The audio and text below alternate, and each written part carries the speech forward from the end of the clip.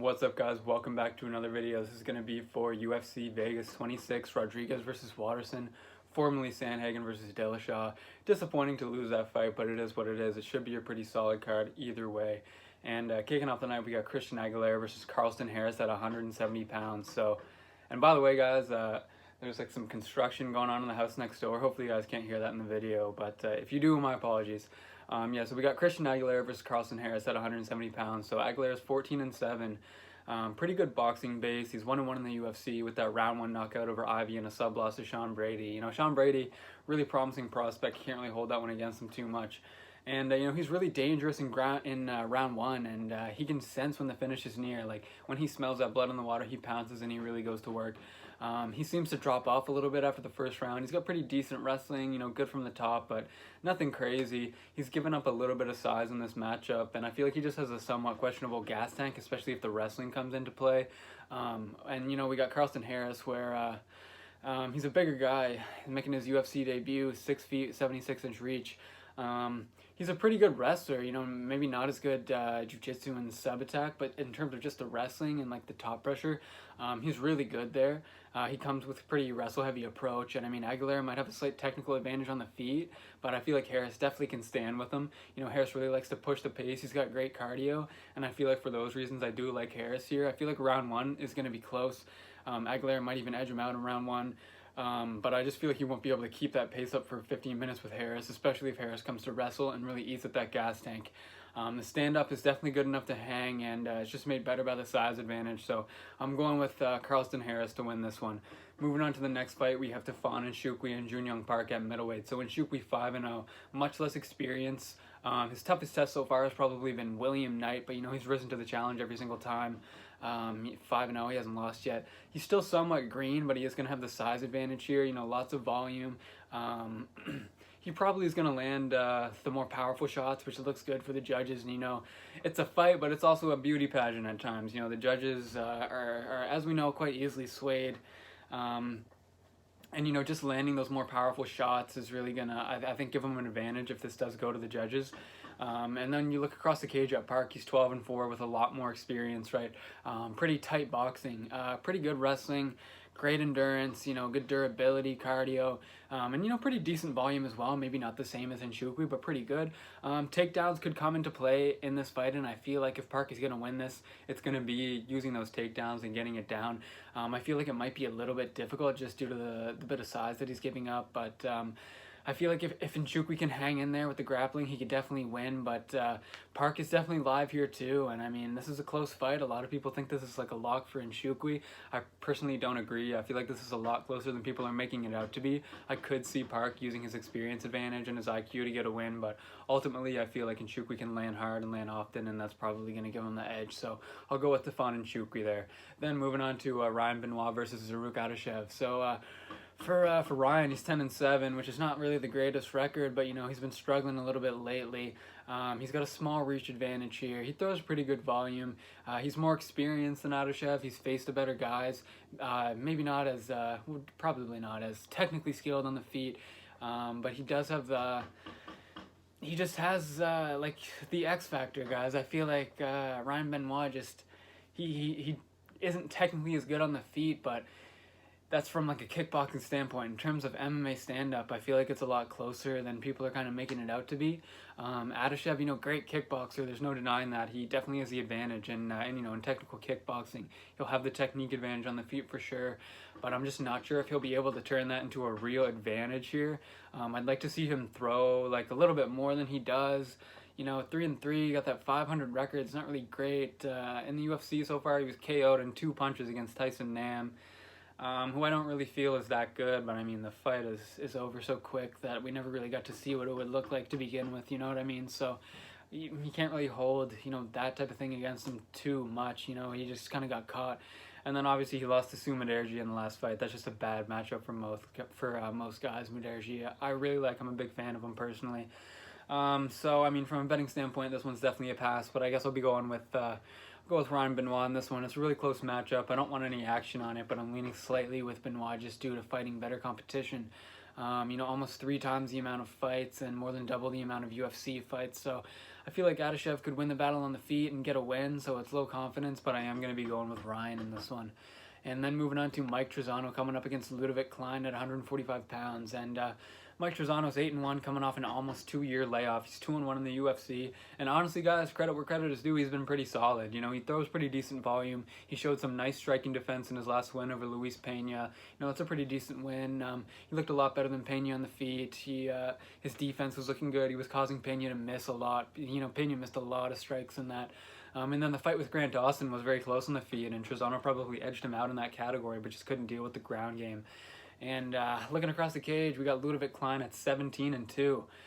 So in terms of MMA experience, he has a lot more experience than Trizano does. But UFC experience, he's only got a minute and 16 seconds of experience, right? But he made it count. It was an amazing performance against Shane Young to get that round 1 KO. As I said, a lot more raw MMA experience than his opponent here. He's fought in promotions like Octagon, Cage Warriors, ACB, and ACB, I really like those promotions over. If I see someone who's fighting over in Russia, be it ACA, ACB, Fight Nights Global, I just feel like those promotions are pretty strong. ACB and Fight Nights Global, I feel like are pretty strong on the regional scene, and then ACA, I feel like that's a good promotion, guys. As far as big pro promotions go, that's one of the top ones, So I do like that experience. He's got big KO power, and he knows that. He's looking for the kill shot. I just feel like he's better in this fight. He's a really exciting prospect. That dangerous kick arsenal out of the southpaw stance. He looks for that teep kick up the middle. Tries to set up that left head kick too, and that thing is vicious when it lands, guys. And he applies a lot of pressure. Takes the center of the cage, which you always like to see. The judges like to see that too, although I feel like this one isn't going to the judges. I think Klein's coming in with tons of confidence now after that last fight in his UFC debut, and I think that's only going to make him better. It suits his style if he's confident and feeling like he can go out there and get the knockout. I think this should be a favorable matchup for him due to the fact that I think it's going to stay on the feet. So I'm going to be going with Ludovic Klein in this one. I think he probably gets a knockout. And moving on to Phil Hawes and Kyle Daukaus at 185 pounds. So Phil Hawes 10-2, man. He was on the Ultimate Fighter way back in 2016, and then on Dana White Contender Series in 2017, he lost to Julian Marquez, got a round 1 KO on Contender Series. Then a couple years later in 2020, and that ultimately punched his ticket through to the UFC. And he's 2-0 in the UFC so far. He had that really quick KO against Malkoun. And then he had a really close decision with Imavov, and he really did not look great in the late rounds. His gas tank did not look good. Early, he was very dangerous, and he does have great power, and he is a good fighter, and he's got good wrestling. I don't mean to take anything away, but oh man, that really makes me nervous, that gas tank, guys. He can get takedowns. Against Imavov, he was able to get 4. He didn't land a single ground strike, I don't think, from any of those takedowns, so they weren't really that effective. And he lost the stand-up in the second and third rounds, in my opinion. So looking across the cage at Kyle, man, he's got a really extensive amateur career before turning pro. You like to see that iron out the game at the amateur level. In the UFC, he's 1-1. He had a really tough debut against Brendan Allen. That's a pretty tough test for your first fight. But then in his second fight, he looked real good against Dustin Stoltzfus. He was able to get Brendan Allen down once in each round of the fight, though, so that's nothing to be taken lightly. That's impressive. And I feel like that shows he can definitely hang with Hawes in the grappling department. And, he really controlled, this is Kyle I'm talking about again, really controlled Brendan Allen in round 3. Round 1 and 2, he was and I'm talking about grappling. He really controlled him in round 3. And then round 1 and 2, he was initiating a lot of those grappling sequences, but ended up being controlled for most of the time in both those rounds. And if it becomes a grappling match with Hawes, I feel like Kyle Daukaus, man, his gas tank should just be a lot better for grappling, I feel like, personally, and just in general. He was able to win the stand-up and control the ground game against Stoltzfus.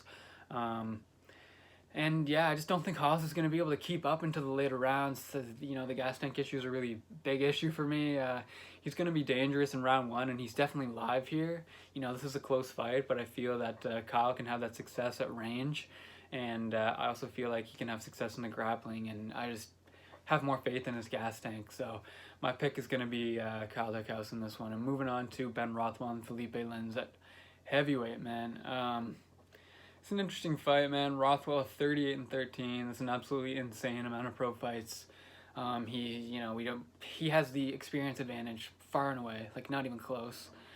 He's a few years older. Competition he's faced is much better than guys that Felipe Lins has faced, in my opinion. He's fought Arlovsky, who Lins also fought, but Rothwell fought him twice, and he fought him back when he was a little better than he has been recently. Although Arlovsky still looks solid. Rothwell's also faced guys like JDS, Cain Velasquez in 09. He beat Alistair Overeem and Brandon Vera in like 2014 and 13. He's coming off a loss to Marcin Tybura after beating OSP and Stefan Struve. And he throws a little bit more volume than Lins does. And, Lins at 14-5 had a pretty decent stint on Bellator. He faced Vadim Nemkov. Didn't get the win, but good experience. And then he had a really great run on PFL where he went 4-0 and got some good wins. So far, he hasn't won in the UFC yet. He's 0-2. He had a really close fight against Andrei Arlovsky, though, which was much closer than the last fight Ben Rothwell had with Arlovsky. He has the youth advantage slightly. Neither of these guys, I would say, are young, per se, in fight years. But I just feel like he doesn't look to throw quite as much as Rothwell does. The leg kicks really helped Tanner Boser set up the KO when he fought Felipe Lins. And, Lins really doesn't attack the legs too much.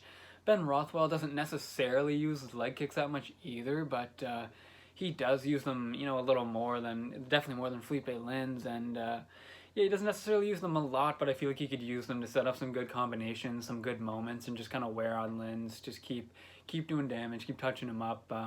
This is a close fight, guys, no doubt. I just think Rothwell's attack is slightly more diverse, and I do think that he's probably going to be the aggressor in this fight, which is going to be the reason why I'm going to go with Ben Rothwell here slightly. So moving on to Amanda Ribas and Angela Hill at strawweight. And Amanda Ribas is 10-2. She's an exciting prospect. She's coming off a KO loss to Marina Rodriguez, who's in the main event of this card. And she basically got knocked out like 2 times in that fight. She's going to want to get the fight down. We all know that. Angela Hill knows that. Everybody and their mom knows that. Ribas can put on a pretty decent striking volume display, but if we're talking about volume, Angela Hill invented that word, right? So she's not going to be putting out as much volume as Angela Hill. Ribas does have the youth advantage, and she's faced pretty good opposition, pretty decent. If she can get it down, she definitely has the advantage. There's no denying that. But coming back after 3 months, after getting KO'd, pretty much KO'd twice in the same fight, I don't know. Angela Hill, 13-9. The record's not good, but it is what it is. She has that veteran savvy. She has an extremely high striking output. She definitely can outstrike Amanda Ribas. She has pretty good takedown defense. She was able to stuff 4 to 6 against Yoder, and we know Ashley Yoder wants to go to the ground. I don't think she's going to completely avoid getting taken down at all by Ribas here, but I do think that she can, for the most part, hold her own in that category. The jiu-jitsu is a different story. But in terms of actually getting to the ground, I feel like she'd be able to stuff, a takedown here and there. But and if Ribas is unable to find success on the ground here, I feel like Hill's definitely going to win the stand-up. Hill's pretty tough. It's definitely a possibility she could be subbed. It's happened a few times in the past, but I think that I'm going to be going with the underdog here, guys, and Angela Hill. I feel like all the value's on Hill. The line is close-ish, but I still feel like it should be closer. I think if Ribas can get takedowns often, she could win. I think she's definitely live for a submission, but I just think Hill has all the value here at the underdog price, and I feel like she's definitely going to have the striking advantage. That's one facet of the game. She's definitely going to be better. I'd like to see Ribas take a little more time off after that last loss. I'm not going to lie, guys. I don't know if that's the best idea, getting right back in here after what happened last fight so recently, but yeah, I'm going with Angela Hill, underdog play here. And then moving on to Carlos Diego Ferreira coming up against Gregor Gillespie at 155, man. And this is a fight I'm super excited to watch. It's really tough. I went back and forth on this a couple times. Ferreira, 17-3, had a really close fight with Beneil Dariush. Dariush definitely got the win, but Ferreira was in it for every minute of that fight, pretty much. And, 2 of his pro losses came to Beneil. I feel like Gregor Gillespie is going to employ a similar style to Beneil Dariush. But Ferreira, I feel like, is definitely going to be the better striker here. I feel like he's going to throw more volume. I feel like he's going to be more technical.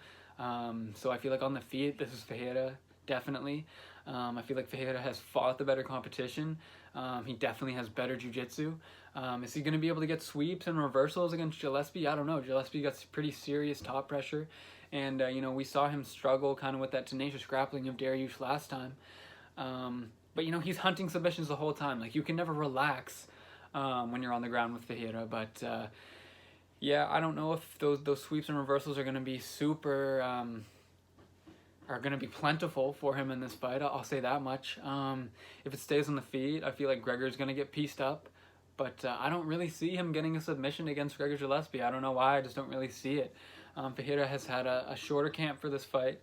And looking at Gregor Gillespie at 13-1, he's coming off a pretty decent layoff, so you don't really like to see that. And I don't think he's going to have the stand-up skill to stand for 3 rounds with CDF. It's always risky going to the ground with CDF, but I think his top pressure is going to allow him to avoid subs. The way that he positions himself when he has top position, I think it lends itself to escaping a lot of those submission attempts in this fight. But he needs takedowns to win this, and he needs lots of control time, because if he's not dominating the round in terms of control time and ground and pound and all that, I feel like he's gonna be overmatched on the feet in this fight.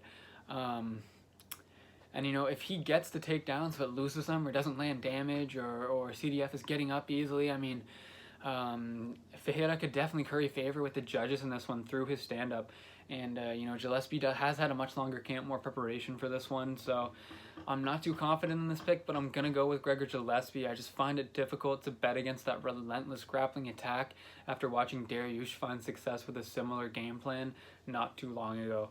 It really wasn't too long ago when we last saw Ferreira fighting, against Neal Dariush, and I think Gillespie's definitely watched that fight, and I think he's going to come out here looking to just get those takedowns and basically eliminate the stand-up and just try to avoid submissions on the ground while trying to land some strikes on the ground. So I'm going to be going with Gillespie in this one. A lot of people are very confident in him. I'm not that confident in him. I think that CDF is very alive in this one. And moving on to the next one, we have Maurice Green coming up against Marcos Rogerio de Lima at heavyweight. And, when I first saw this fight, I was thinking that Maurice Green, I was maybe going to go with him. He's very tall, has a reach advantage too, good kickboxing, throws pretty good volume. But I'm just worried that he's a little too happy to fight backing up. He does have to worry, or not he, but de Lima is going to have to worry about those counters when he does start backing up. He's got that really long reach, but... I don't know. Green is good at distance, but I just don't know if he's going to be able to stop de Lima from getting inside.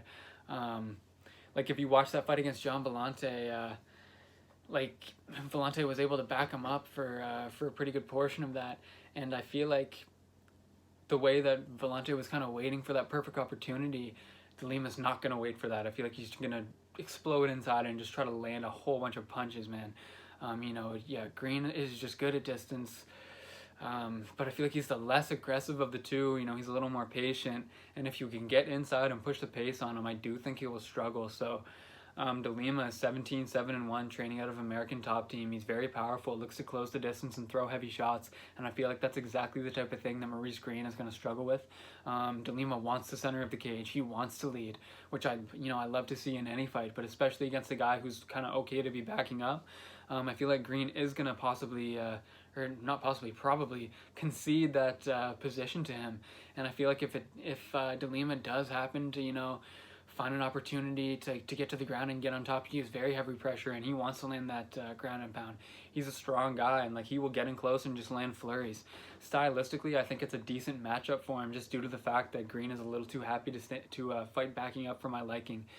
But de Lima is definitely not, he's not a lock here. I don't love the pick. He lost to Stefan Struve, which you don't like to see that.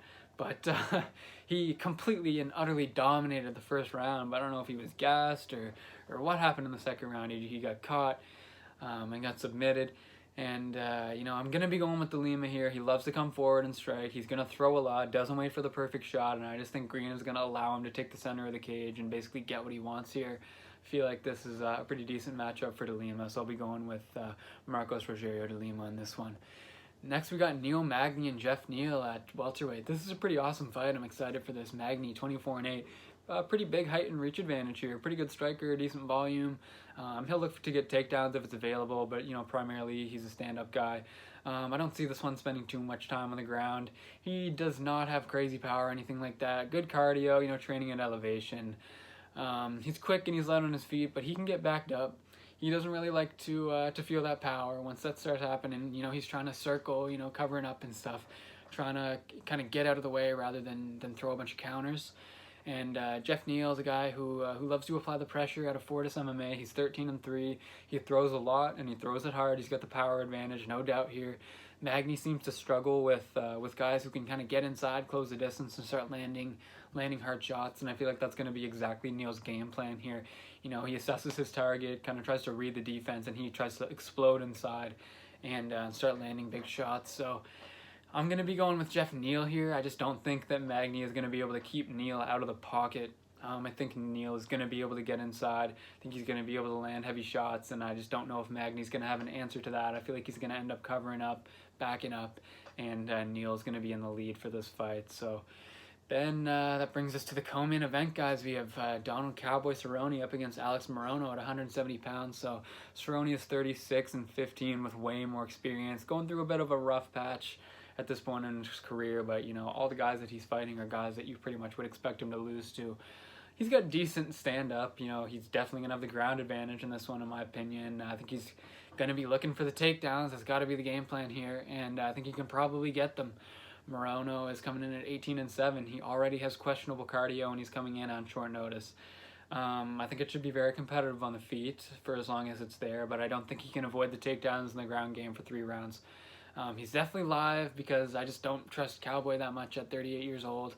But I do think that Cerrone is going to get it to the ground. And as the fight goes on, I feel like Cerrone is just going to have more of an advantage on the ground. And yeah, I don't know if Morono will be able to fend that attack off. So I'll go with Cowboy Cerrone here. And then moving on to Marina Rodriguez and Michelle Waterson, the main event. 2 strawweights fighting up at 125 due to the short notice call. So Marina Rodriguez, 13-1-2. Rodriguez has very dangerous power for that 115 division, and I assume that will translate to 125 here tonight. She throws good volume. She's very good at avoiding strikes on the feet. I think the line should definitely be closer here because her cardio is pretty suspect, and especially this being a 5-round fight. But it's just like I feel like she's definitely going to do more damage on the feet than Michelle Waterson. Michelle Waterson is 18-8. She's shown that she can throw volume, she can stand. She's not as good on the feet as Rodriguez is, in my opinion. Definitely doesn't have as much power. She probably does have better cardio though. And she was pretty badly outstruck by Tisha Torres, whereas Marina Rodriguez was able to piece up Torres. Waterson definitely has a chance here. The line I think is definitely too wide, but I feel like lay and pray is like her only chance because aside from Marina just completely gassing out. Because I just don't think that Marina has very good sweeps or very good get-ups, which is kind of, makes me nervous about her. But I don't know. I just don't see Waterson being able to grapple for the whole time. And I don't see, even if Rodriguez slows down a little bit, I just don't see her winning the stand-up, definitively enough to get the win. So I guess I'm going to go with Marina Rodriguez here. But the thing that makes me nervous, though, is because recently they were talking about how she was having, like, visa difficulties or something, and she wasn't able to, to get into the country for a little while. And it's just, like, that stuff is definitely going to affect, her preparation for this fight, whereas Waterson, obviously, being American, wouldn't have any of those issues. And, training in the States, she's already here. So, yeah, I don't know. I feel like this is going to be a close one, but I am going to go with Rodriguez in this one. Despite the line being a little wide and her cardio being a little questionable, I think that Marina has the advantage on the feet here. I think she'll be able to survive, a few takedowns over the course of the fight. And I just think that Rodriguez does way more damage on the feet, and, the judges like to see that. And I feel like that as much as her cardio is might get damaged a little bit, I feel like the beating on the feet that she has the potential to put on Waterson could hurt Waterson's cardio into the later rounds as well. So I'm going to be going with Rodriguez in this one. So those ones are going to be, those are going to be my picks for this Saturday's UFC event. Thanks for watching with me, guys, and take care. I'll catch you on the next one.